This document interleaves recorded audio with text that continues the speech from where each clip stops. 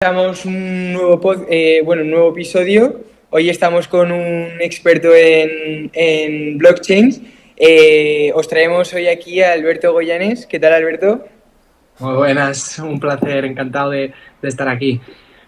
Bueno, pues como ya ha dicho mi compañero Jaime, Alberto Goyanes es actualmente, bueno, no sé si igual te quieres introducir tú un poco en el rol que estás trabajando ahora, un poco a lo Eh, que te dedicas por encima y luego ya entraremos un poco más a fondo.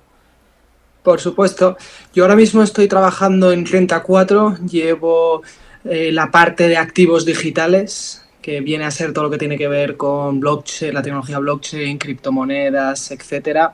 Y bueno, de momento, junto con mis jefes, soy el único empleado del departamento. Llevamos 3 años peleándonos con la CNMV para sacar diferentes proyectos y pruebas de conceptos en el sandbox financiero español, y ahora pues varios de los proyectos están por fin saliendo a la luz y pues, bastante bien, ¿no? Tenemos un poquito de todo, mercados tokenizados, fondos de criptomonedas, etcétera. Entonces, a ver qué os puedo aportar sobre esta materia. Pues muy bien. Pues mira, lo primero de todo, lo que sí que nos gustaría es un poco que nos contaras a dónde estás ahora mismo, en el puesto en el que Pues, estás. por supuesto, pues a ver, yo soy estudiante de ADE en Pamplona, en la Universidad de Navarra. Lo que pasa es que yo soy de la generación que acabó con el COVID. Entonces yo de repente un día no volví a ver a ninguno de mis compañeros, todos encerrados en casa, y decidí ponerme a estudiar. Entonces, de manera totalmente autodidacta, empecé primero pues por algún curso así medio oficial como es el EFPA, que sí que te orienta un poco hacia la parte financiera. También por mi cuenta empecé pues un poco a hacer lo que hicimos todos en ese momento, que es el trading de diferentes activos, ¿no? Las bolsas estaban hundidas y operaciones apalancadas, aprendiendo a base de perder y ganar dinero, ¿no? Un poco de ambas. Y poco después descubrí esto de las criptomonedas, ¿no? Y yo empecé por ahí, ¿no? Hay gente que entra dentro del mundo de blockchain por la parte tecnológica, yo no, yo descubrí el Bitcoin y me enamoré de la propuesta que tenía a nivel política monetaria, y totalmente autodidacta empecé a estudiar, ¿no? Empecé primero por las páginas de internet de Bit2Me, es decir, oye, ¿qué es Bitcoin? Y de repente, oye, ¿qué es un nodo? Bla, bla, bla. Oye, ¿qué es consenso? Bla, bla. ¿Qué es proof of work? Y buscando palabra a palabra, poco a poco fui construyendo un conocimiento sólido, y tuve la suerte de que yo, para aprender, explico. Empecé a dar clases a gente de manera altruista, a intentar explicar a amigos míos, a familiares, amigos de mis padres, compañeros de trabajo, cuando empecé a trabajar en la oficina de 34 en Zaragoza, poco de esto. Y llegó un momento en el que la jefa de mi oficina en Zaragoza me dijo, oye, tengo un amigo ahí en Madrid que quiere conocerte, que es mi actual jefe. Yo quedé con él y me dijo, oye, mira, quiero montar un departamento de activos digitales, de esto no hay estudios, no sé cómo contratar a nadie, necesito un aventurero. Y ya, ya van casi 3 años aprendiendo con la práctica a base de sacar proyectos. Y bueno, eso es un poco la trayectoria a nivel de estudios que he podido llevar para llegar al puesto este. Muy bien, entonces Alberto, cuando te empezó a picar un poco la curiosidad sobre las criptomonedas, el mundo blockchain y tal, ¿fue durante la pandemia o durante la pandemia te abriste un poco al mundo finanzas general y luego ya te especializaste un poco más o descubriste a posterior lo que eres el mundo blockchain? No, primero entré en lo que es mundo financiero, porque como he mencionado antes, yo entré en el mundo blockchain y criptomonedas a través de primero Bitcoin y después las criptomonedas, ¿no? A la hora de introducirte en esta tecnología, hay yo creo que tres enfoques y no más. Está el enfoque regulatorio, de el que sabe de derecho, que empieza a tratar esto como una tecnología que tiene un funcionamiento, unas particularidades. Luego está la gente, pues los programadores y gente un poquito más del mundo técnico, que de repente ven que aparece una tecnología que les permite hacer las cosas de manera más fácil. Yo no, yo estaba ya en mundo financiero, ya metido, muy especulación, ¿no? Haciendo trading, comprando, vendiendo diferentes, principalmente activos del IBEX español, ¿eh? Tampoco me fui a otros productos lejanos. Y ahí apareció Bitcoin de la nada y empecé mi enfoque muy centrado en un producto financiero más dentro de un mundo apasionante que es el de las finanzas, que prácticamente se puede hacer de todo. Que bueno, supongo que con el podcast lo estaréis descubriendo, Sí, que efectivamente. hay 50.000 enfoques y 50.000 formas de ver lo que son las finanzas. Sí, la verdad que el mundo de las finanzas es súper amplio y es súper interesante. La verdad que cada vez nos damos cuenta que sabemos menos, ¿no? Y bueno, oye, para retroceder un poco en tu carrera y luego hablaremos más de criptoactivos, tecnología blockchain y nos meteremos más en profundidad de eso, ¿qué fue lo que te llamó la atención del mundo de las finanzas? ¿Por qué te decantaste por las finanzas y no por otro ámbito igual totalmente diferente? Sí, pues yo en su día hice una lista. Yo cogí y me dije, oye, salidas de ADE, ¿no? Y empecé a hacer, venga, logística. Y dije, oh, no me acaba de gustar. Empecé a hacer más gran consumo, marketing, temas más de comunicación, más administrativos. Y fui descartando. Dije, contabilidad. Y dije, uff, tampoco me veo en un puesto de contabilidad. Dije, De hecho, he visto, consultoría. Alberto, que te has dedicado, ¿no? En alguna etapa de tu vida más la auditoría, contabilidad y tal, ¿no? Tuve prácticas, o sea, mis primeras prácticas fueron muy por ahí, entonces yo me di cuenta, dije, Ya ahí oh, te diste cuenta que no era lo tuyo, ¿no? sí, sí, soy bueno con Excel, pero no tanto, ¿no? Entonces llegó un momento que me dije, uff, de consultoría. Y me planteé ahí porque sí que me gustaba mucho la parte de negocio. Y sin embargo vi que el mundo era como muy corporativo, muy competitivo, y no me acabó de gustar. Y de repente me encontré con la parte de las finanzas, principalmente la parte de la asesoría financiera, pura y dura, y me di cuenta que encontré mi sitio. Era algo que se me daba relativamente bien, que me gustaba, sentía que el mundo lo necesitaba, ¿no? Creo que hay muy poca educación financiera en el mundo y es un servicio que creo que es necesario a nivel asesoría financiera particular, ¿no? Y a partir de ahí empecé pues con el curso EFPA, estudiando y demás. Y ya luego, sí que es cierto que una vez que te metes es un pozo sin fondo. Ahí descubres que con las finanzas, pues, lo dicho, se puede hacer de todo. Y de ahí pues llegó el blockchain y las criptos siendo una pequeña parte de la vocación que tenía yo de ayudar a la gente a no tener preocupaciones por el tema del dinero. Y una pregunta, ¿tú has tenido la suerte de contar con la pandemia para estar centrado en casa, poder encontrar pues esa búsqueda, ¿no? de las finanzas? Si ahora una persona, por ejemplo, como nosotros que está en la universidad, cómo le puedes ayudar para enfocar esos estudios, además de, o sea, cómo puede prepararse él para poder salir directamente al mundo de las finanzas, Yo, combinando eso con la sí, yo universidad? apostaría, sí, pues es lo como decía, yo apostaría por empezar con la práctica. Es decir, oye, cualquier persona que tenga esa intranquilidad y que quiera probar, que se abra cuenta en algún broker o neobanco de estos y que empiece a comprar, decir, oye, comprar una acción, invertir en un fondo de inversión, poco a poco, que empiece a trastear con su dinero, porque en el momento en el que ya tienes 100, 200 pavos invertidos en un producto financiero, dices, oye, igual me conviene entenderlo. Y esa motivación, eh, yo creo que luego es súper fácil de compatibilizar con el día a día. En sí es dedicarle un rato de lectura, mirar el mercado por la mañana, empezar a interesarte por un tipo de noticias diferentes a las generalmente ahora políticas que últimamente vemos todos, ¿no? Decir, oye, pues igual me suscribo a un periódico más especializado en este tipo de cosas y en mis ratos libres, en el metro, en desplazamientos, empiezo únicamente leyendo sobre el sector. Tú, por ejemplo, Y Alberto, ¿qué hacías en tu caso particular? buah, yo sí que es cierto que eso empezó antes de la pandemia. Yo en Instagram me silencié a todo el mundo y empecé a seguir a páginas de noticias, de podcast, de gente que se dedicaba a formar, de manera que yo me metía en Instagram para perder el tiempo y era tiempo productivo. Es decir, acababa aprendiendo dentro de lo que es mi rato de scrolling, de desconectar, ¿no? Y empecé por ahí, al principio muy noticias macroeconómicas del mundo en general, y luego poco a poco sí que te das cuenta que todo está relacionado con el dinero. Hay una frase que siempre digo que es follow the money. Sigue el dinero y descubrirás los intereses de absolutamente todo el mundo, países, etcétera.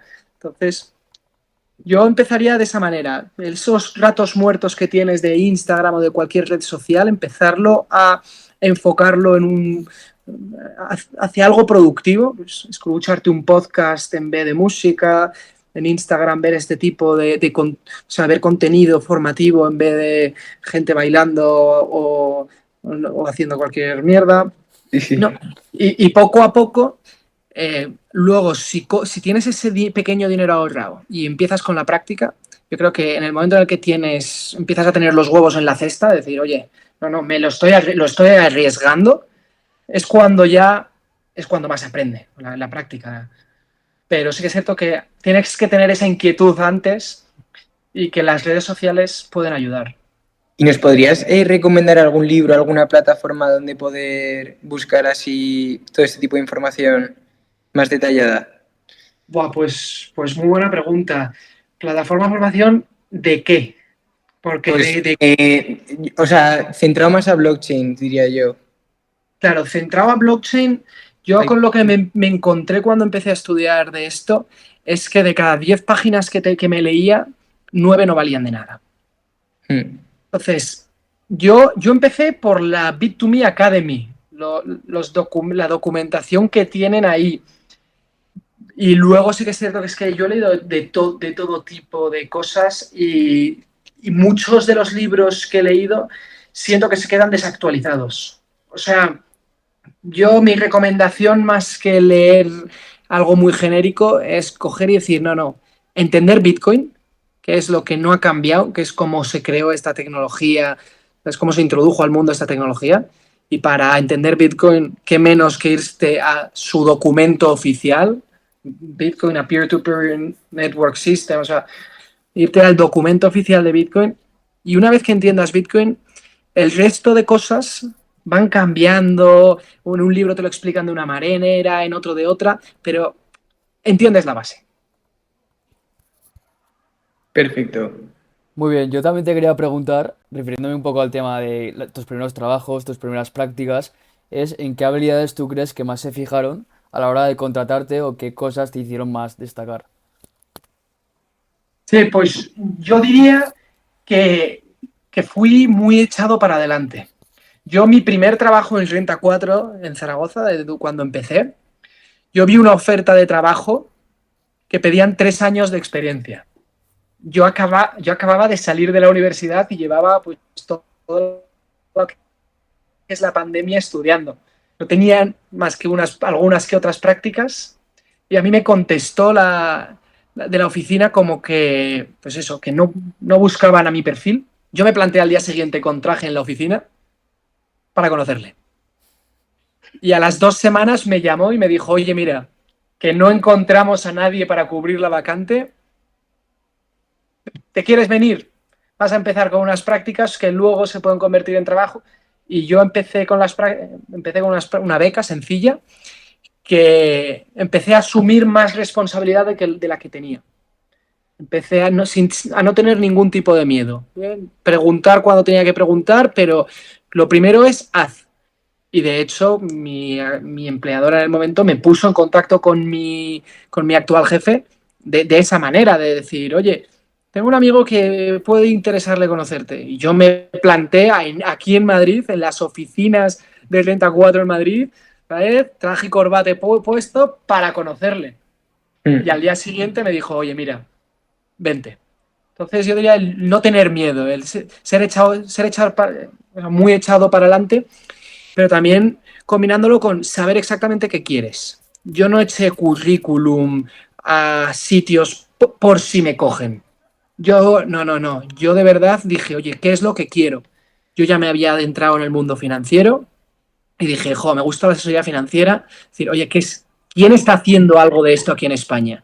Me meto en la CNMV, la página web de la CNMV, me saqué un listado de todos los bancos, EAFs, Family Office y demás, y empecé uno a uno a coger y decir, vale, aquí en Zaragoza, que yo soy de ahí, ¿a quién tengo? Ta. Y tenía una carta de presentación totalmente orientada a decir, oye, quiero realizar este trabajo, que es el motivo por el que me contestaron diciendo, oye, nos has impresionado, o sea, no encajas en el rol, pero nos ha llamado la atención. Es decir, estás describiendo exactamente el trabajo que tenemos aquí. Entonces tú empezaste por el asesoramiento financiero y luego ya es cuando te dieron el rol de Project Manager del tema del blockchain, ¿no?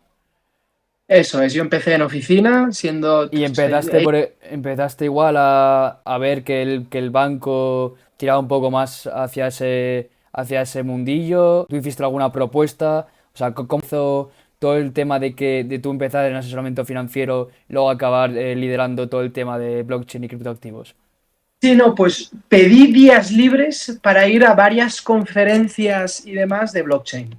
Entonces ya mi jefa ya me dijo, oye, ¿qué es esto que estás haciendo? Y me ofrecía darles clase.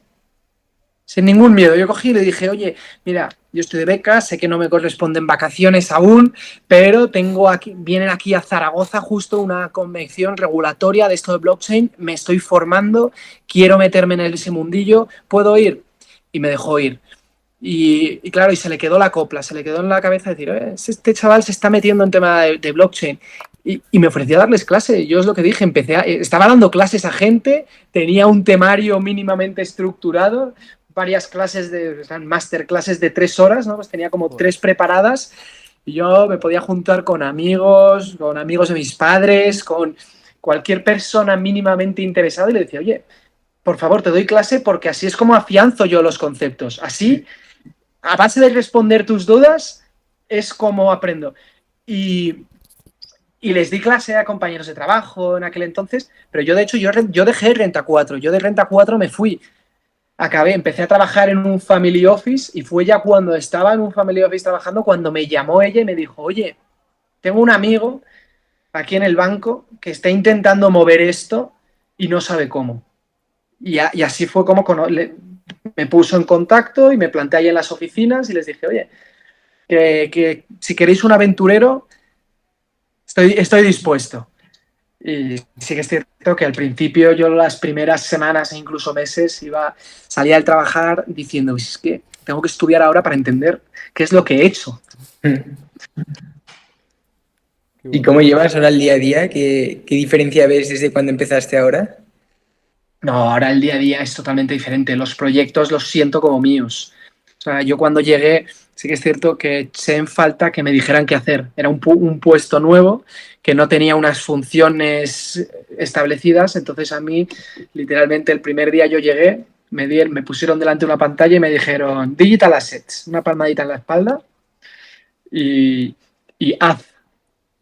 Y me puse a soñar, dije, venga, voy a empezar a hacer un newsletter, voy a empezar a hacer fichas técnicas de sucesos que pasaban en el mundo blockchain, voy a empezar, me junté con uno de la gestora, un chico también en la gestora, y dijimos, oye, ¿se podría hacer algo más? Oye, ¿se podría hacer un fondo de esto de criptomonedas, no sé qué? Dijimos, bueno, pues todo es preguntar.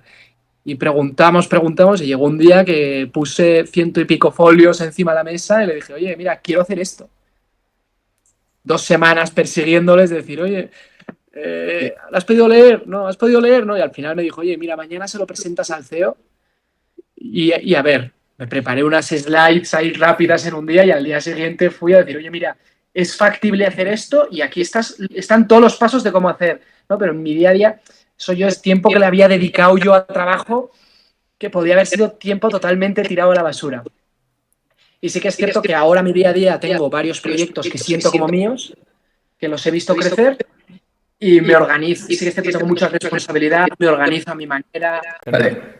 Vale. Pues qué interesante, Alberto. Entonces se podría decir un poco que has encontrado tu vocación dentro del mundo de las finanzas ¿Tú crees que ya te vas a quedar aquí en esta especialización a largo plazo? ¿Cómo te ves?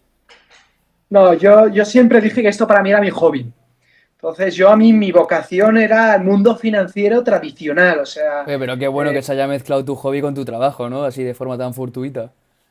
eso sí que es cierto. Entonces, tengo mucha suerte, pero en algún momento sí que me gustaría, si se puede bien y si no, pues cambiar, ¿no? Pero a esto de lo que es blockchain, relacionarlo mucho con asesoría financiera, gestión patrimonial, que es lo que de verdad a mí me gusta. Y si no, pues sí que es cierto que intentaría buscar alguna forma de, oye, cambiar de sector, dedicarme al sector financiero tradicional, a la vocación y mantener esto de una manera pues más, pues como hobby, pero de dar clases, de difundir, ayudar a predicar un poco lo que es esta tecnología, cómo funciona, etcétera. ¿Te Porque, gustaría que, por sí. ejemplo, ay, perdón, Diego, ¿te gustaría que, por ejemplo, en una universidad o algo pusieran una asignatura y poderla impartirla? Me encantaría. Pero más que en universidad, yo creo que esto es más avanzado, sería algún tipo de máster, todo tema de finanzas descentralizadas y demás. Entonces te ves un Que poco, ¿no? En el mundo de la docencia, impartiendo clases de blockchain y todo el tema este. no para ganarme la vida, más a nivel vocacional, para llenar un hueco. Decir, yo para ver si me gustaba la docencia, me apunté a un voluntariado de dar clases a chavales de tercero y cuarto de la ESO de finanzas, un programa de tus finanzas, tu futuro, y demás, que íbamos en horas de tutoría a darles clase, y vi que de verdad sí que es lo mío, que lo disfruto, me gusta, me hace sentir lleno. Entonces, eso es algo que siempre quiero mantener ahí y sí que es cierto que una formación muy buena que yo tengo por la experiencia que he tenido es en blockchain, finanzas descentralizadas, cripto y demás. Y si puedo educar, quiero que sea en esos campos que es donde más falta hace. Pero tampoco descarto educar en temas más finanzas generales eh, y demás. Y si puedo, pues mínimamente intentar relacionar el trabajo de gestión, de asesoría con blockchain y cripto. Quién sabe, igual en el futuro se puede. A día de hoy, por regulación, es bastante complicado. Sí. Oye, ya que estamos hablando del tema de enseñar y tal, ¿nos podrías explicar, para entrar ya en detalle, qué es el blockchain, la tecnología de registro distribuido, que nos cuentes un poco cómo va todo esto? Sí, por Sí, a ver, yo supuesto. empezaría un poco ahora con conceptos básicos para los oyentes que igual no están muy familiarizados con esta rama y luego ya pues ir profundizando un poco más. Por supuesto, pues a ver, la forma de explicarlo yo creo que está muy escalonada, ¿no? Yo creo que todos a día de hoy hemos oído hablar de Bitcoin y de las criptomonedas, están al orden del día, pero no son la base de todo. La base es lo que has dicho, la tecnología de registro distribuido, DLT por sus siglas en inglés, ¿no? Aquí en 2009, en 2008, 2009, apareció una tecnología. Y esta tecnología lo que hacía es decir, oye, ¿y si en vez de tener una base de datos en un único sitio, de manera que si ese sitio es atacado perdemos la base de datos, tenemos una base de datos repartida entre muchos ordenadores? El número está por definir, ¿no? Pero pueden ser desde 3 hasta millones de ordenadores. Es decir, oye, y que todos esos ordenadores almacenen la misma base de datos. Si atacan a uno, no pasa nada porque el resto la tienen. Y estos ordenadores, ¿no? Esta forma de gestionar esta base de datos prometía, pues, seguridad o inmediatez o velocidad a la hora de actualizar esa base de datos. O prometían inmutabilidad, decir, oye, una vez que algo se ha guardado en esa base de datos, no se puede eliminar. Pero todas estas promesas dependen de hasta qué punto esos ordenadores se pueden poner de acuerdo en unas normas de juego. Entonces, aquí nos plantamos con lo que es la primera capa, que es la tecnología, que es la tecnología de registro distribuido. Que muchos ordenadores tengan una misma base de datos y que la actualicen a la vez. Se ponen de acuerdo para decir, oye, yo esta base de datos quiero añadir ahora esta información.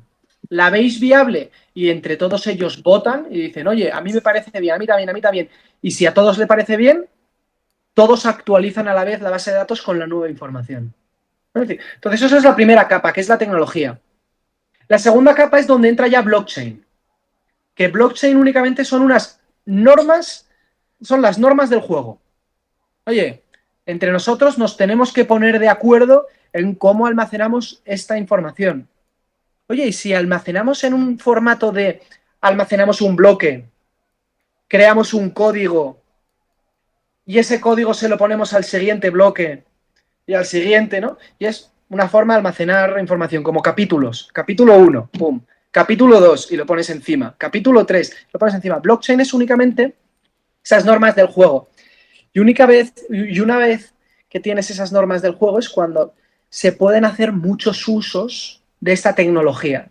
Es decir, ostras, es que ahora tenemos una base de datos que nadie puede manipular sin que todos nos pongamos de acuerdo, que no se puede hackear, porque si hackeas un ordenador la tienen el resto, entonces no se puede perder. ¿Qué podemos hacer con esto? Y así es como surgió. Ya existen bases de datos descentralizadas. Sí, o sea, esta es una tecnología de registro distribuido que, o sea, la implementación más obvia es blockchain. Sí que es cierto que a través del cloud y de los web services generalmente podías tener una misma base de datos guardada en dos sitios diferentes, pero no se comunicaban entre ellos. Aquí lo que hemos añadido es decir, oye, no solo lo guardamos en sitios diferentes, sino que le damos unas normas, que aquí es lo que decía, las normas del juego de blockchain, les damos una forma para que esas bases de datos estén constantemente comunicándose entre ellas y votando qué información guardan y qué información no desechan, ¿no? Y así es como alguien cogió y dijo, oye, ¿y si creamos un dinero descentralizado? En esta base de datos se puede guardar cualquier cosa. ¿Cuál es el uso más obvio que se le puede dar a una base de datos que no depende ni de gobiernos, ni de empresas, ni de nadie? Dinero. Que es así como surgió la tecnología blockchain.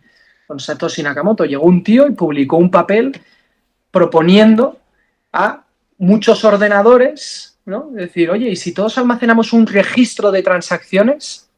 De manera que tú aquí lo que almacenas es quién tiene qué, o mejor dicho, sobre un activo, quién lo tiene, en función a quién se lo ha enviado a quién. Y ahí coges y dices, oh, tengo una base de datos que está descentralizada por todo el mundo, que no depende de nadie, que no se puede modificar porque está en formato de bloques y una vez que ya has guardado un bloque, el siguiente bloque depende de él, ¿no? Es decir, no puedes editar el capítulo 1 sin afectar al capítulo 2, toda por peculiaridades de la tecnología, ¿no? Es decir, pero una vez que ya tienes eso, dijeron, oh, qué buen uso para un dinero descentralizado. Y así es como surgió pues, los principios de Bitcoin, que es el proyecto más sencillo que podemos encontrar dentro de esta tecnología. Y luego, poco a poco, sí que es cierto que a esta tecnología se les han ido dando pues, otras particularidades. Y llegó en 2014 alguien y dijo, oye, ¿y si se puede almacenar en esta base de datos un registro de transacciones, por qué no puedo almacenar código y le doy a la gente la capacidad de interactuar con ese código cuando quiera? ¿Y ese código qué hace? Lo que tú quieras. Es decir, yo puedo escribir aquí un código de manera que si yo registro en este registro de transacciones, es decir, que yo le envío dinero a esta cuenta o le envío un activo a esta cuenta, que automáticamente se ejecute un código que reparta ese dinero en diferentes cuentas, ¿no? Es decir, oye, si a mí me pagan 100 euros, que automáticamente, tal cual me lleguen a mi cuenta, vayan 50 a Jaime y 50 a Diego. Lo parto entre vosotros. Eso es código que está guardado en esta base de datos que nadie puede almacenar, que no depende de ningún gobierno o entidad y que crea las bases para que se puedan empezar a construir soluciones de finanzas descentralizadas. Es decir, tan pronto escribo un código muy sencillo de a mí me envían y os envío, o puedo empezar a escribir información de, oye, una casa de cambios, una casa de apuestas, una forma de asegurarse en la blockchain. Es decir, oye, pues yo todos los meses pago aquí a una cuenta y si sucede una catástrofe, me recompensan, ¿no? Una especie de seguro descentralizado que no depende de nadie, perdona, o una casa de cambios. Yo quiero cambiar una criptomoneda por otra. ¿Esto cómo funciona? Porque alguien ha escrito código, lo ha almacenado en la blockchain y se ejecuta solo, que son los smart contracts, ¿no? Entonces, aquí no sé si está quedando un poco claro, ¿no? Pero tenemos una primera, una primera capa, que es la tecnología de registro distribuido, que es esto de que haya muchos ordenadores que almacenan una única base de datos, que es la única fuente de verdad, de quién tiene qué, quién es el dueño de cada cosa que tienes. Es muy difícil de hackear porque tienes miles de ordenadores por todo el mundo, que tienen unas normas de comunicación, unas normas del juego que pues todos se han puesto de acuerdo en decir, oye, lo vamos a almacenar en una estructura de bloques que los unimos unos a otros para que nada de lo anterior pueda ser cambiado, para que añadamos un bloque cada 10 minutos. Esto es el caso de Bitcoin, pero bueno, otras criptomonedas siguen otras normas, ¿no? Pero estas serían el ejemplo. Es decir, y una vez que tenemos esta base, estos ordenadores y estas normas del juego, los usos son infinitos. A mí me gusta siempre explicarlo que en relación con el mundo financiero, esta tecnología tiene dos usos principales. Por un lado tienes las criptomonedas y todo lo que tiene que ver con finanzas descentralizadas. Llega un momento en que tienes valor digital. Gracias a que existe esta base de datos, has conseguido crear algo digital y escaso. ¿Por qué? Porque hay 1000 ordenadores, o no sé cuántos miles de ordenadores, que se han puesto de acuerdo que en esa base de datos solo van a existir 21 millones de bitcoins. No, pero ¿qué pasa si yo digo que hay más? No, porque las normas del juego es que solo hay 21 millones de bitcoins. Ostras, ya es algo escaso. Claro, esto no es como la FED o el Banco Central que pone imprimir, generar inflación y tal.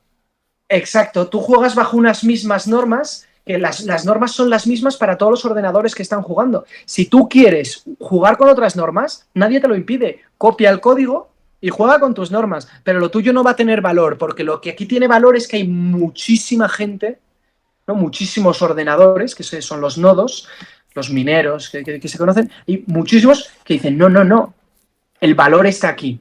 ¿Por qué? Porque esto es oferta y demanda, ¿eh? ¿Por qué tiene valor el oro? Porque la gente se lo da. Es un bien escaso y le damos el valor en función a la propia confianza de la gente en que eso va a mantener el valor. Pues con el Bitcoin parecido. Llega un momento y dice, oye, ¿esto por qué tiene valor? No, porque hay tanta gente participando de esto que tienen incentivos para hacerlo, que se ha demostrado que hasta a día de hoy no ha habido ataques serios que puedan tumbar la red. Y dices, oye, ¿por qué tiene esto valor? No, porque la gente se lo ha dado. Entonces yo ya he creado algo que es escaso y digital. Y ahí aparece pues ya todo lo que es usos de blockchain y pues aparece una especie de oro digital y a partir de ahí pues oro, dinero, activos tokenizados, utility tokens y cualquier tipo de operativa que con estos smart contracts puedas hacer en estas bases de datos descentralizadas. Y por el otro lado, el principal uso financiero para esta tecnología es la reescritura de toda la infraestructura del sistema financiero. A día de hoy, cada banco tiene una base de datos con cuánto dinero tienes tú, cuántas acciones, bla, bla, bla, bla, bla, bla. Y la gran mayoría de costes de los bancos son todo tema de cumplimiento normativo, de decir, oye, no, a mí Banco de España o Banco Central Europeo, que yo mis bases de datos las gestiono bien, puedo dar fe que no imprimo dinero de la nada, que de verdad la gente tiene lo que yo digo que tiene, etcétera. Pero tú te tienes que fiar de cada base de datos de cada banco. Y en el momento en el que tú quieres hacer un movimiento de dinero de un banco a otro, aquí en España parece sencillo con esto de Bizum, decir, oye, te envío dinero de un banco a otro, pero el dinero no se ha enviado.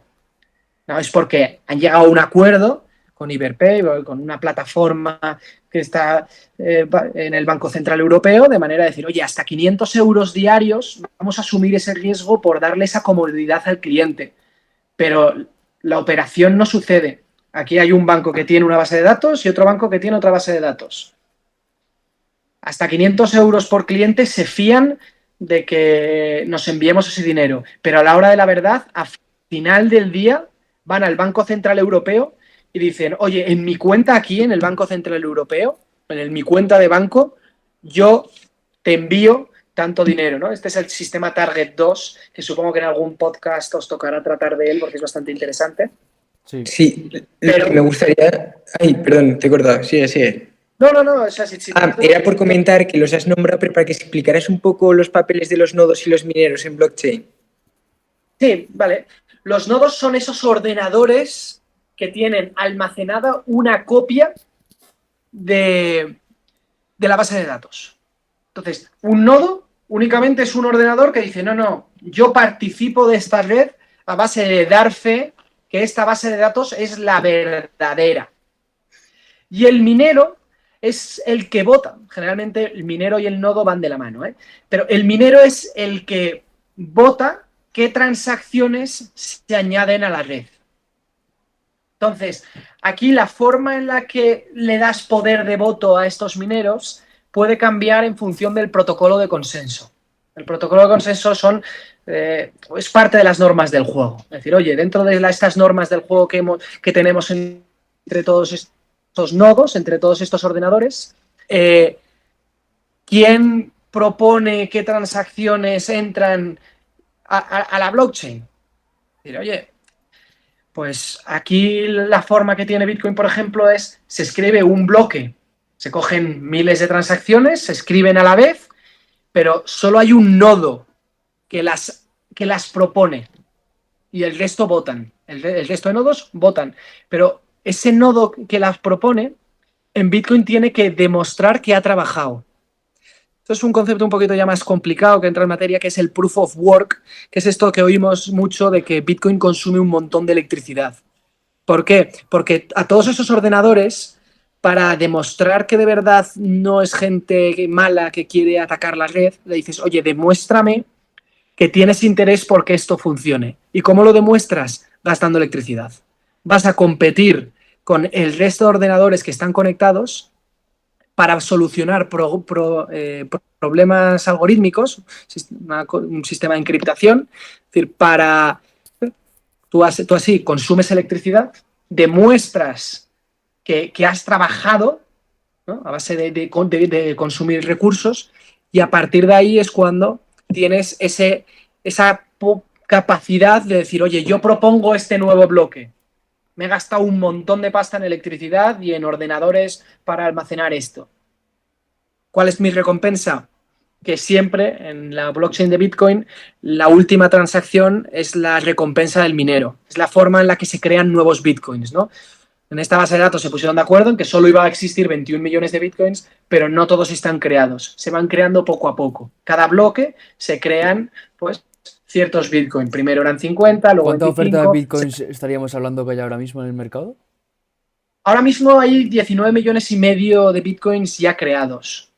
Entonces, la gran mayoría sí que es cierto que se creó al principio y se va creando a un ritmo constante, ¿no? Pues cada 4 años la recompensa del minero, ese incentivo que tiene la gente de decir, no, yo voy a consumir electricidad porque si gano me llevo ahora pues 3,125 bitcoins. Cada 10 minutos hay un ordenador que se lleva 3,15 bitcoins, que al precio de $60.000 que están ahora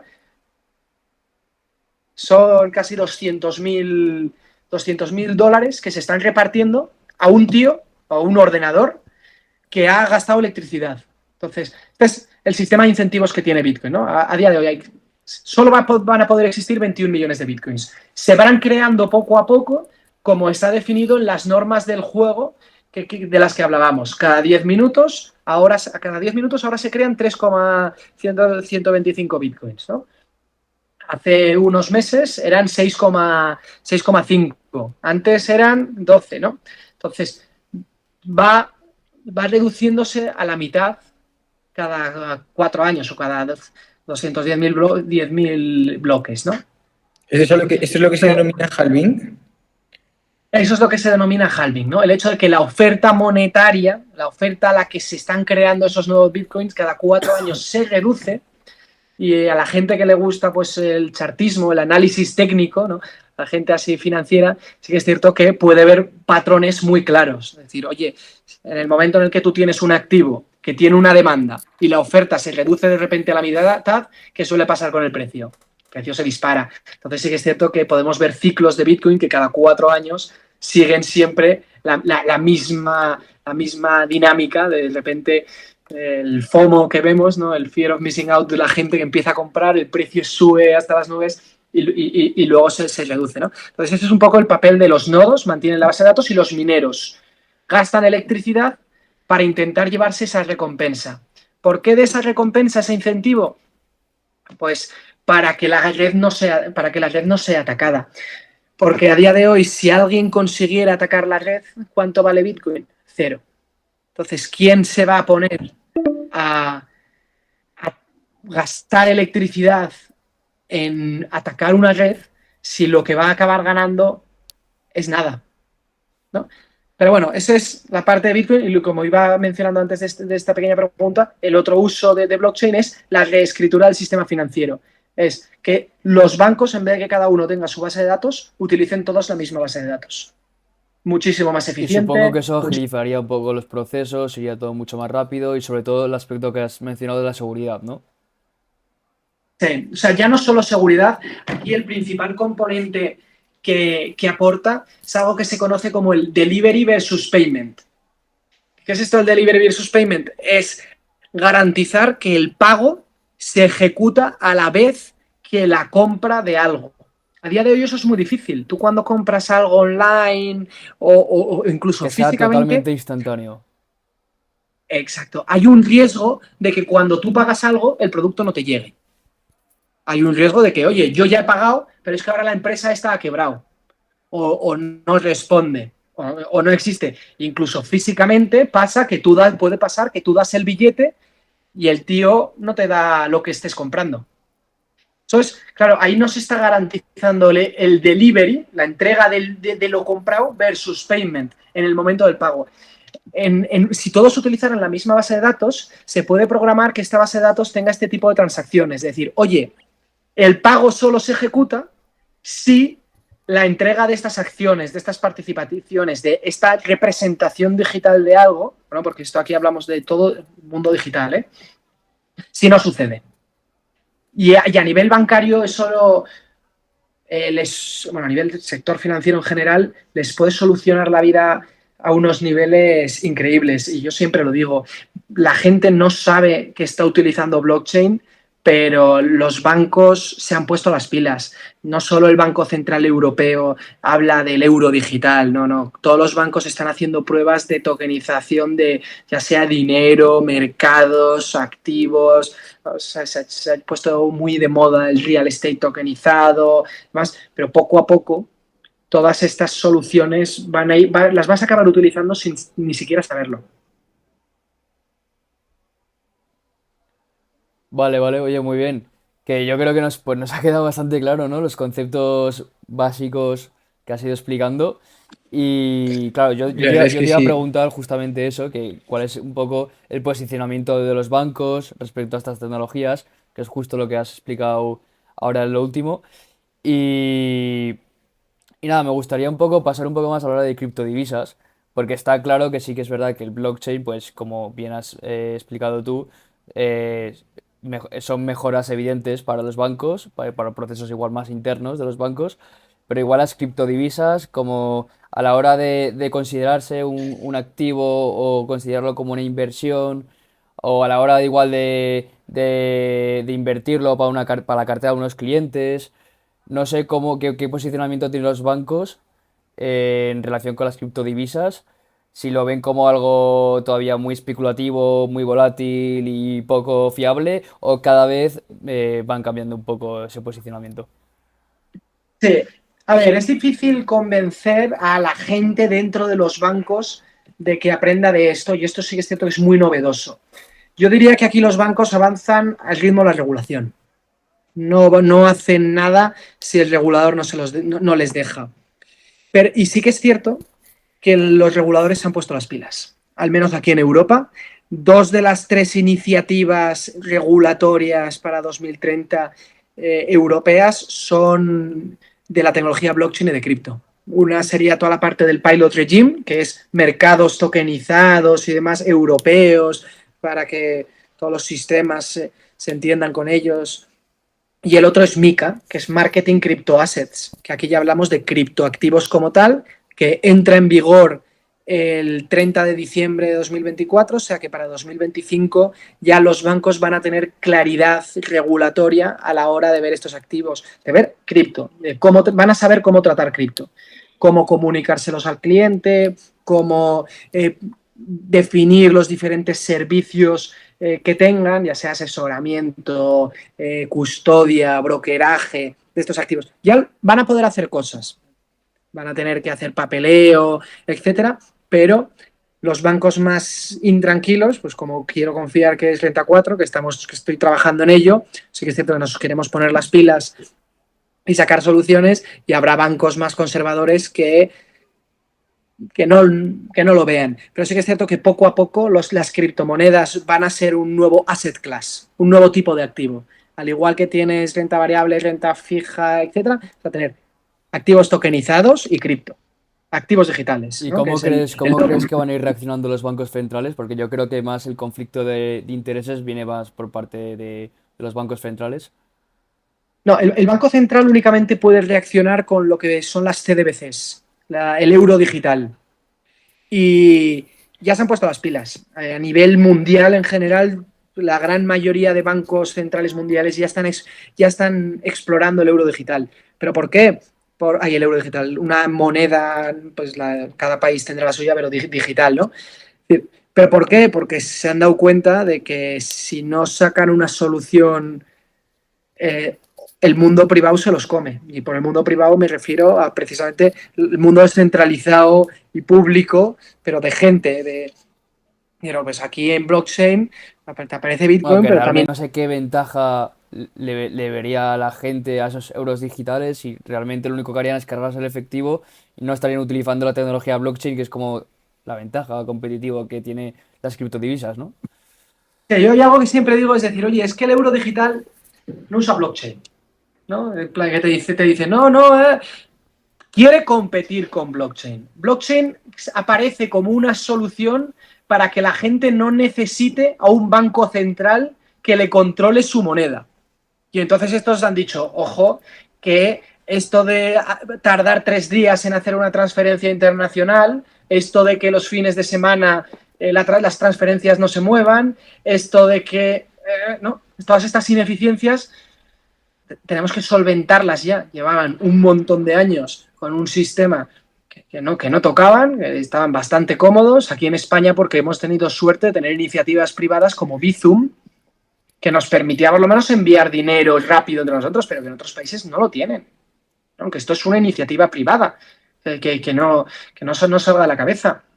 Entonces, los bancos centrales están creando una especie de solución que pues sea más interoperable entre diferentes plataformas, que te dé quieren darte la soberanía a ti, yo eso lo pongo entre comillas, de a ver cómo lo van a hacer, porque sé que es cierto que una vez que creas dinero programable, ¿quién controla al regulador para que no te lo programa de una manera que no quieres, ¿no? Y ahí entran muchos miedos, te intentan dar garantías de que no, de que va a tener su parte online y offline, ¿no? Es decir, vas a poder hacer transacciones como si fueran euros físicos. Ahí sí es cierto que hay mucho riesgo, pero en el papel de lo que son bancos centrales únicamente pueden competir a nivel dinero. Y cripto no es solo dinero.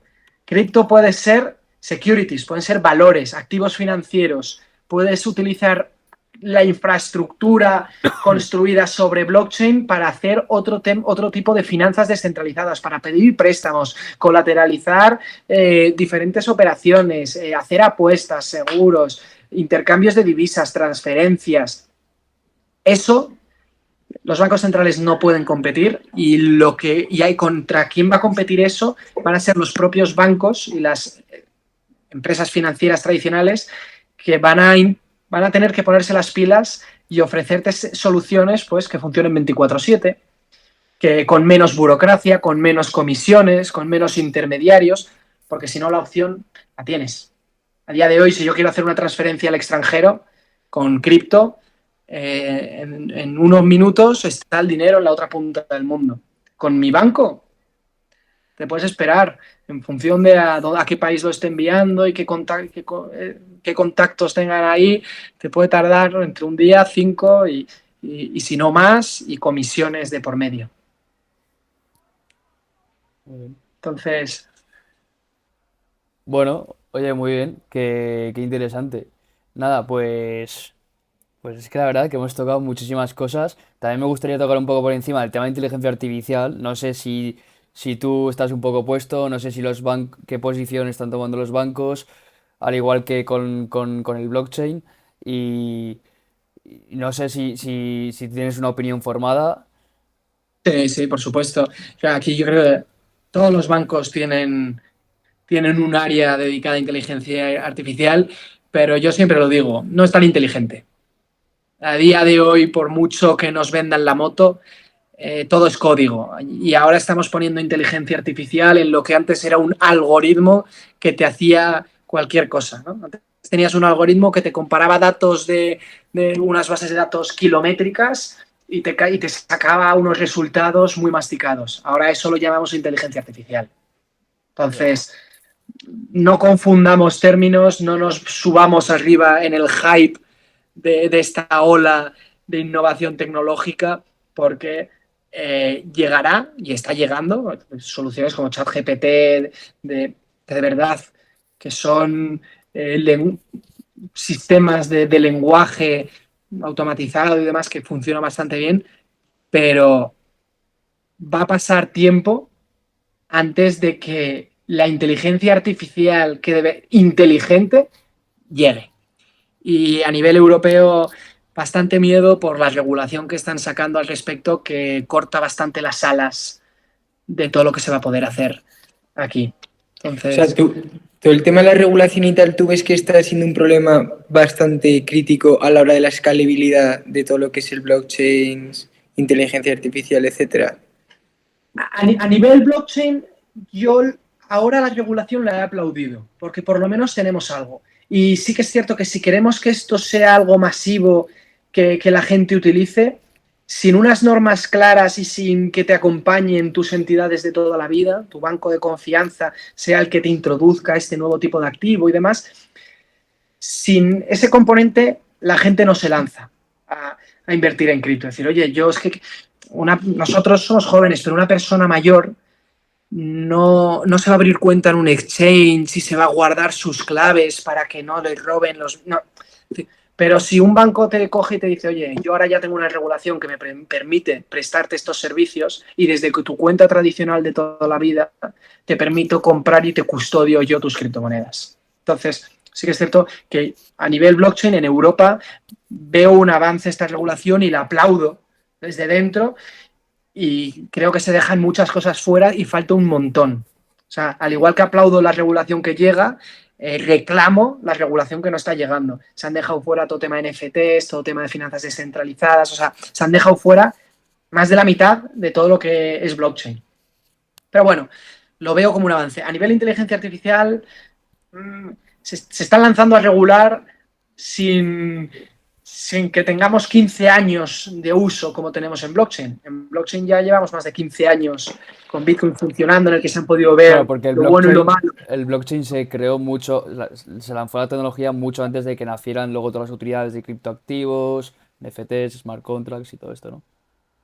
Exacto, entonces hemos podido probar la tecnología y luego la regulación siempre ha ido tarde, pero por lo menos está llegando y tendrá su impacto en el mercado. En inteligencia artificial llevamos unos años con las noticias de inteligencia artificial porque ni siquiera son realidades inteligentes, ¿no? Y ya está la regulación en marcha. Y dices, cuidado porque aquí esto puede mermar muchísimos de los avances. Bueno, estamos de vuelta y vamos hablando un poco del tema de las regulaciones, de cómo estas afectan al avance del blockchain y los criptoactivos. Yo, en mi opinión, no sé si tú, Alberto, opinas lo mismo. Yo creo que esto no va a hacer más que ralentizar un poco lo que es evidente, que es la mejora, pero será cuestión de tiempo, ¿no? Sí, la regulación está tardando más de lo que debería, pero lo dicho, yo la aplaudo y que venga más rápido, porque si no la tecnología siempre va a ir un paso por delante. Efectivamente. A mí lo que sí me gustaría decir, ahora mismo todo el tema de la Agenda 2030 y tal, que está muy... Antes has comentado lo del tema de la electricidad. ¿Cómo está gestionando el mundo de las blockchains para justificar ese consumo? Para que no se le tiren encima. Vale, pues lo primero es decir, el ejemplo que he puesto yo antes de consumo de electricidad lo utiliza Bitcoin y lo utilizan algunas otras redes. Pero la forma de todos estos nodos de ponerse de acuerdo y definir qué incentivos y qué requisitos y qué, esas normas del juego pueden pasar por sistemas que no consuman ninguna electricidad. O sea, el consumo de electricidad está asociado con el proof of work. El demuestra que has trabajado. Ethereum cambió de proof of work a proof of stake. Oye, demuestra que tienes apuestas, o sea, que tienes, digamos, los huevos metidos en la cesta y que te estás arriesgando a perder si las cosas van mal, ¿no? Entonces, aquí sí que es cierto que ya vemos la gran mayoría de soluciones que están saliendo ahora en blockchain descentralizadas y demás, no están yendo por el proof of work.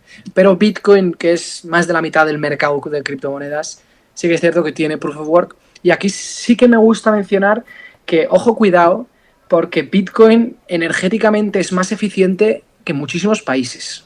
En el sentido de, ¿cuál es la energía barata? La nuclear y la renovable. Los combustibles fósiles no son baratos. Entonces, si tú tienes que estar consumiendo electricidad de combustibles fósiles, te encuentras en la tesitura de que estás gastando más dinero de lo que vas a ganar con esos incentivos. Entonces, generalmente la minería de Bitcoin está yendo a sitios, ¿no? A fuentes de energía más renovables o más energía nuclear. Así que es cierto que todas estas grandes mineras, estas empresas que se dedican a construir, a montar ordenadores y procesadores que resuelvan estos algoritmos que mencionábamos antes del Proof of Work, se están yendo literalmente al lado de las tomas de energía que existen y están permitiendo desarrollar muchísimas más. Es decir, yo esto es algo que me gusta contar, es decir, pero pongamos ejemplos. Hay sitios en los cuales se podría producir electricidad, pero no sale a cuenta. Tenemos un problema muy serio en el mundo, que es que no existe una forma eficiente de almacenar electricidad. La electricidad tal cual se produce se tiene que utilizar.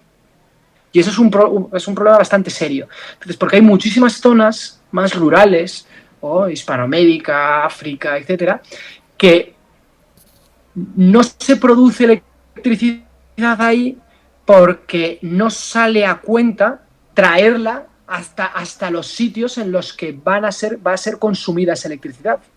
Entonces, Bitcoin lo que permite es decir, oye, yo me voy a África y tengo aquí un río que no para de girar y que la gente no va a consumir la electricidad que produce aquí. Entonces no me sale a cuenta montar una fuente de electricidad, o sea, generar electricidad aquí porque no me la van a comprar. Y si no la uso, la tiro. Es decir, ojo, monta un rig de minería de Bitcoin ahí.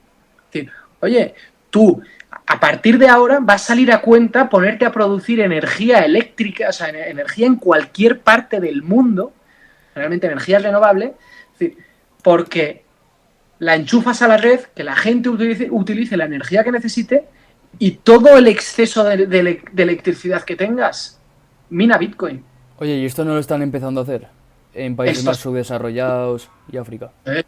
está empezando a hacer. El otro día salía la noticia de que Bután, un país asiático, tiene más de 1/3 de su PIB en Bitcoin.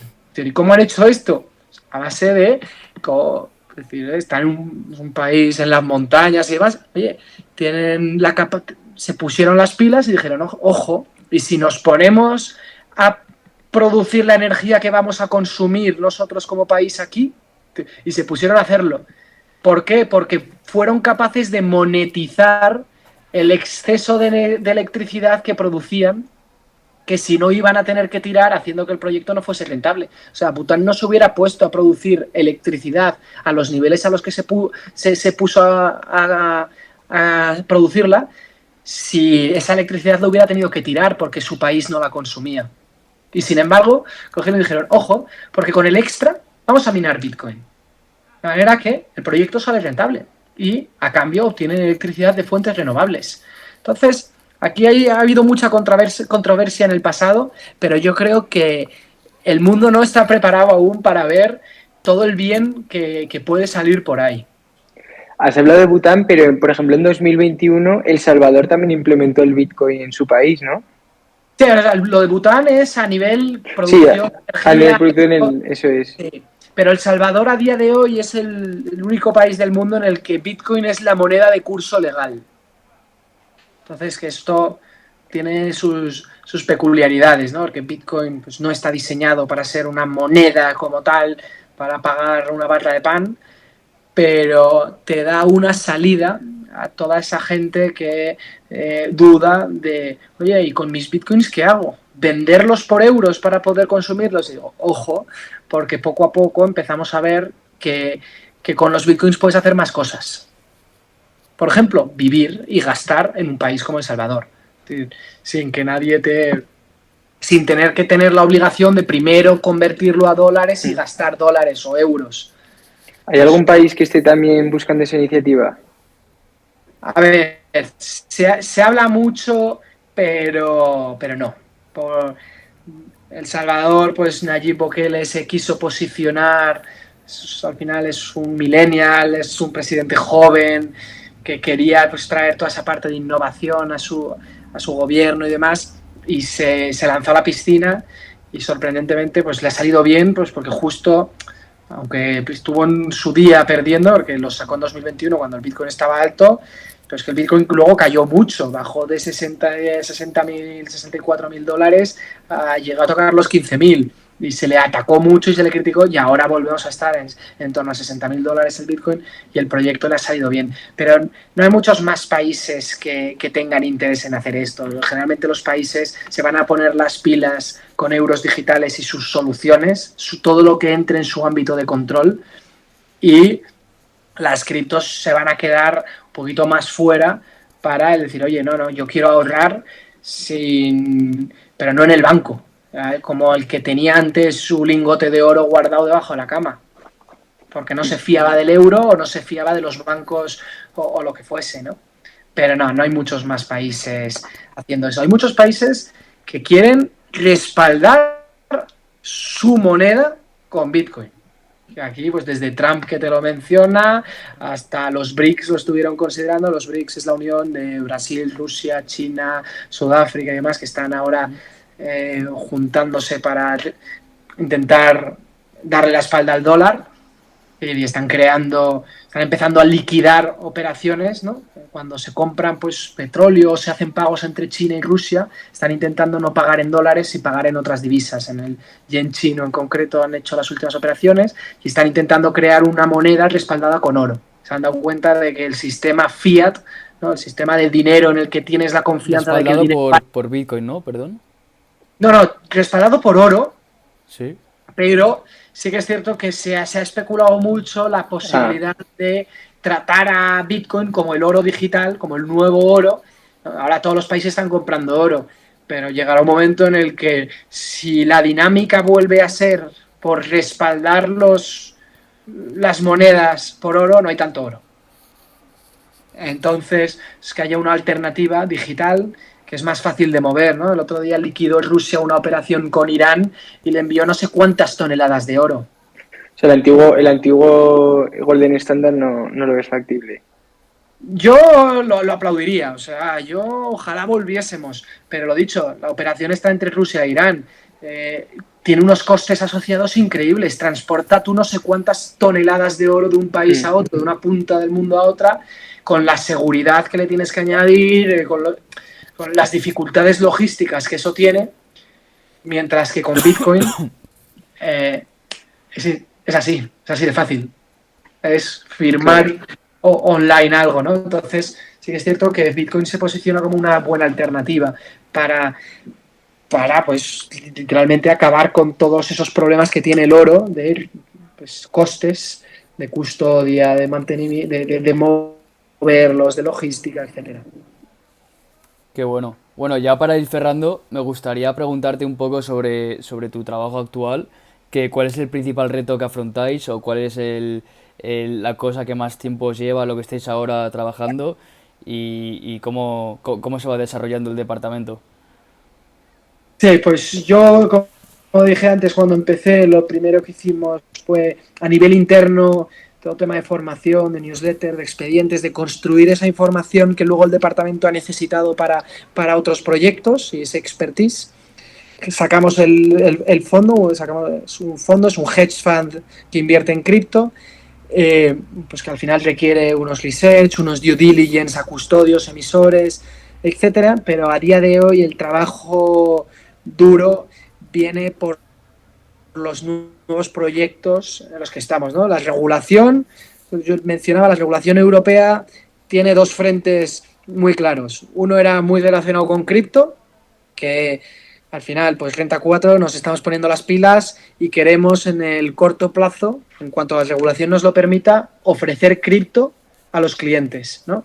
Que somos un banco de inversión, no damos préstamos ni créditos ni nada, no, no, no. Somos un banco en el que la gente deposita el dinero y le ayudamos a invertirlo. Tenemos asesores financieros y acceso a cantidad ilimitada de mercados, de productos financieros, etcétera. Pues queremos tratar cripto como un producto más, entonces eso se está montando para que en el futuro cercano, pues este será mi trabajo, o sea que con suerte cercano cualquier cliente pueda venir y ya sea por la web del banco, llamada telefónica, oye, cómprame 1.000 euros de Bitcoin o de alguna criptoactivo y que podamos ejecutar la operación, custodiarla de manera segura, cumpliendo con toda la regulación, poniéndote la solución lo más sencilla para el cliente posible. Y en la otra línea que tenía la regulación era de estos mercados, ¿no? La token financieras tradicionales, pues Renta 4 llevamos ya tiempo trabajando junto con Grupo Lare y Builders, una inmobiliaria y un proveedor tecnológico, que nos fusionamos para crear un mercado, ¿no? Un BM Growth tokenizado para proyectos inmobiliarios. Este pues, es un proyecto pues, chulísimo, porque al final Muy interesante. sí.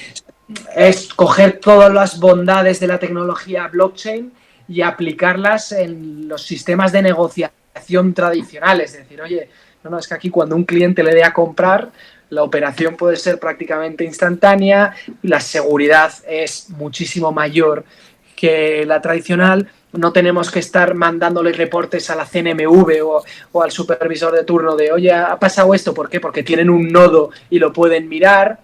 Entonces, tiene esas peculiaridades y ese es uno de los principales proyectos que se llama OpenBrick, que es un mercado tokenizado para proyectos inmobiliarios, ya sea equity o sea deuda, que pues, estamos en el sandbox financiero español desde hace ya un año y queremos llevarlo al pilot regime, al régimen piloto, ¿no? A este espacio europeo para probar todo este tipo de proyectos en real. No es un cajón de arena como el sandbox, que pruebas las cosas con la CNMV y ya está, no, es sacarlo en vivo a nivel europeo con todos los reguladores ya encima, con todo el cumplimiento y demás. Entonces, esos son a nivel proyectos del banco los dos más importantes, pero sí que es cierto que yo luego también me estoy echando a la espalda toda la parte de formar internamente. Nosotros para sacar el fondo de inversión tuvimos que formar a toda la gestora para poder acreditar que tenían conocimientos en tema de cripto y blockchain. Y pues a día de hoy también estoy intentando focalizarlo en, oye, prevención de blanqueo de capitales. Tenéis que estar educados sobre este nuevo tipo de activo para, pues al final, Claro. tratarlo como uno más con todas las peculiaridades que tiene. Pero asesores financieros, oye, pues vais a tener que necesitar algo de formación para saber hasta qué punto este activo encaja en las carteras de vuestros clientes, hasta qué punto podéis diferenciar entre Bitcoin y Ethereum, porque aquí no hemos entrado. Es que aquí podríamos estar hablando horas y horas. Mira, aquí hemos entrado lo superficial, pero es que Bitcoin y Ethereum Sí, no sí, se desde parecen luego. en nada, en absolutamente nada. Es decir, oye, pues toda esa formación, primero pues tengo que garantizar que la tenga dentro del banco, ¿no? Entonces tenemos un par de proyectos así bastante interesantes y luego toda la parte de construir la suficiente documentación y formación interna como para que se pierda el miedo desde dentro primero, para que luego lo puedan expandir hacia afuera. Ese es el día a día y los principales retos y trabajo que tengo encima de la mesa. O sea, ¿tú crees que en algún momento va a haber esa adopción masiva del blockchain a nivel mundial para prácticamente todo lo que viene a ser ahora lo cotidiano? Pues desde real estate, lo que estás diciendo tú, o sea, llegar a esa adopción global. No tengo ninguna duda. O sea, a nivel infraestructura del sistema financiero, no sé si hoy o ayer anunciaba SWIFT, que el sistema SWIFT de pagos internacionales, se ha oído mucho con esto de que cuando bloquearon a Rusia y demás, ya va a empezar a estudiar la tecnología para dentro de un año empezar a hacer liquidaciones basadas en blockchain. Entonces, la dirección, ya no te digo de Europa, del mundo, la tengo clarísima. Esta tecnología ha venido para quedarse. Es muchísimo más eficiente, muchísimo más segura. Entonces, poco a poco va a ir comiendo terreno a tecnologías que se están quedando obsoletas y se va a utilizar a nivel mundial. Y las criptomonedas son un uso particular de esta tecnología en la que yo confío, pero soy el primero que te dice que el 99% de las criptomonedas van a desaparecer. No tienen un caso de uso real. Entonces, primero, tienes que saber en qué estás invirtiendo y hay proyectos de cripto que son muy chulos. Pero luego la tecnología no solo tiene usos en la parte financiera en la que me he centrado hoy, sino la tecnología blockchain tiene muchísimos usos para todo tema de la cadena de suministros. Tiene muchísimos usos, sobre todo para tema de gaming, con esto del metaverso y demás. Es decir, oye, Los aquí NFTs también, ¿no? los NFTs tienen un futuro increíble, pero no los NFTs de las fotos de monos que se hacen virales. No, los NFTs como activos de verdad únicos y digitales, que poco a poco irán llegando, ¿no? Es decir, aquí yo suelo poner un ejemplo para el tema gaming, de que la industria se tiene que reinventar. A día de hoy el Fortnite, o no sé cómo se dice, el Fortnite, o como se quiera llamar, puede vender todas las skins, se llaman, ¿no? Las ropas que quieran. Y eso al final le quita valor a lo que tú estás comprando, porque al final el juego siempre mantiene el control absoluto sobre todo y decide, pues al igual que el Banco Central imprime más dinero, estos imprimen más tenías una espada única, pues ya no es única, ahora hay 5.000 tíos que la pueden comprar y mientras tengan dinero la compran. En el momento en el que el gaming y la industria del juego se empieza a basar en blockchain y te puedan coger y decir, no, este juego está basado en blockchain y esa espada es la única del juego, o esas vestimentas que tú llevas solo son edición limitada, no porque te lo diga yo. Pero de verdad, porque es así, Sí, no queda otra. está programado que eso sea así por el código, ¿no? Entonces, para el tema del gaming, ahí tienen un futuro increíble. Esto del metaverso. El metaverso no tiene ningún valor si no es algo escaso.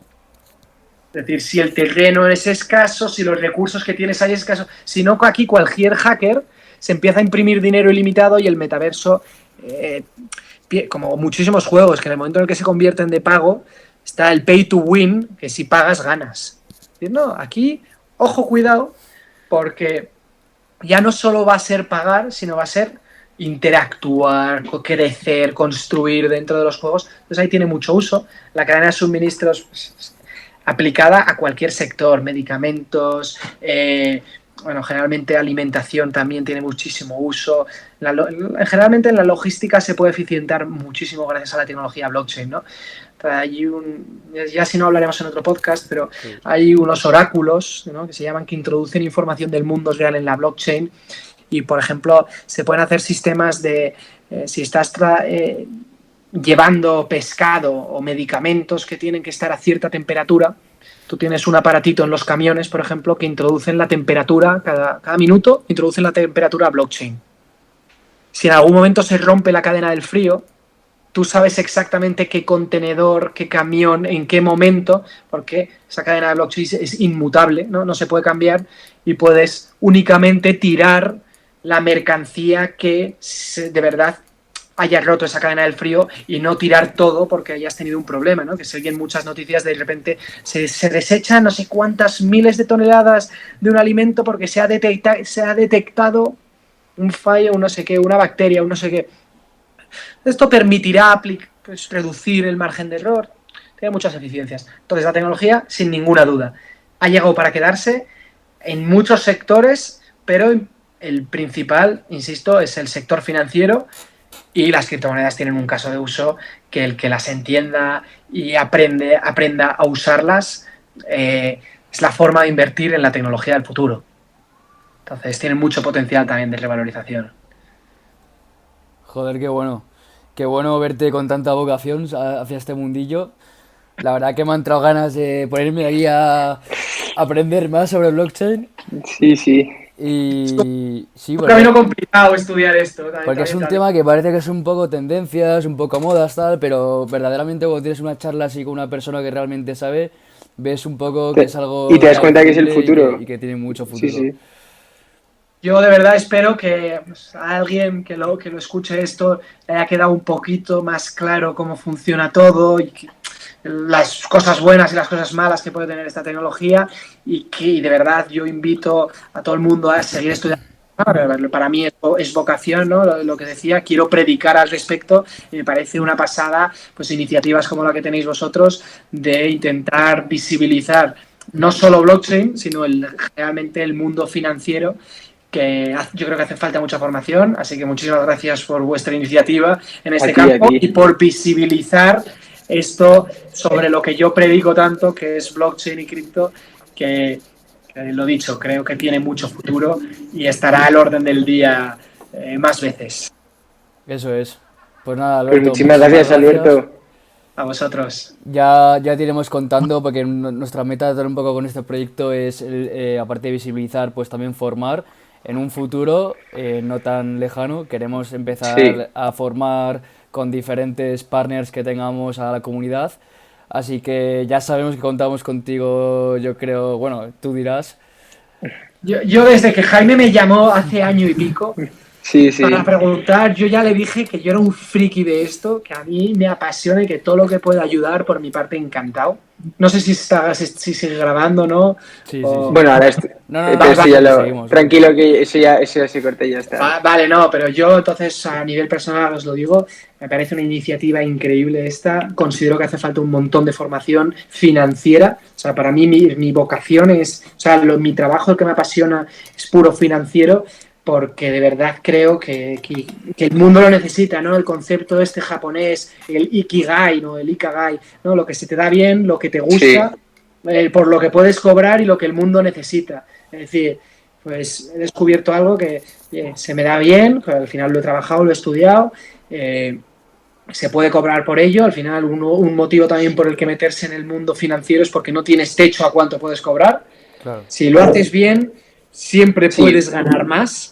Eso es algo que la gente debería tener en cuenta cuando barajes las opciones de futuro al salir de la carrera y porque de verdad hay tanta incultura. La Pues que gente... lo que decía Diego, la idea también luego en un futuro es hacer una especie de school.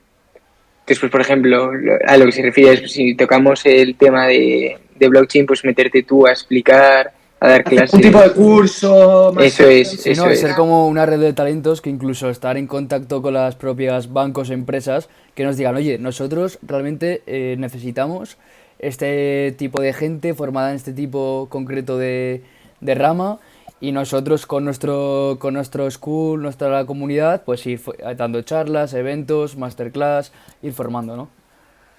No, pues muy necesario, ¿eh?